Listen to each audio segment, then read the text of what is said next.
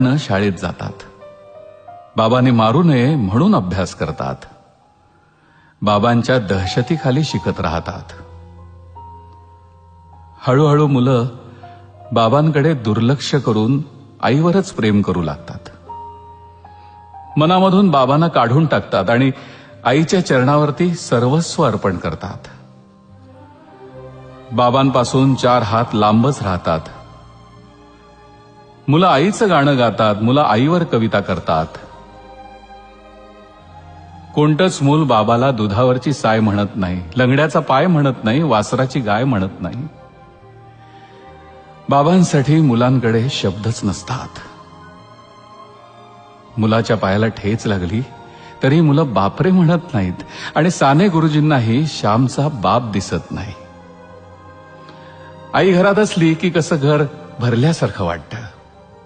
बाबा घरात असले की मात्र स्मशान शांतता. मुलं शपथ सुद्धा आईचीच घेतात. बाबा शपथेच्याही लायकीचा नसतो. बाबा असतो केवळ मुलांच्या नावाच्या आणि आडनावाच्या मध्ये, नावापुरता. मुलं विठोबाला माऊली म्हणतात, धरणीला माय म्हणतात आणि देशाला माता म्हणतात.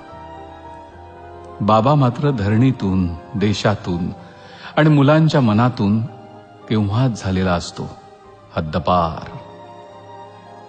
बाबा असतो कठोर, काळीज नसलेला, निर्दयी, मारकुटा. बाबा असतो मुलांच्या स्वप्नात येणारा बागुलबुवा. बाबा म्हणजे केवळ रुपये पैसे कमवण्याचं यंत्र. तेवढं काम त्यानं केलं की त्याचं कर्तृत्व संपलं. पण मग असं असूनही बाबा मेल्यावर मुलांच्या छातीत धडकी का भरते? का ओघळतो मुलांच्या डोळ्यातून पाऊस? का वाटतं मुलांना पायाखालची जमीन सरकल्यासारखी?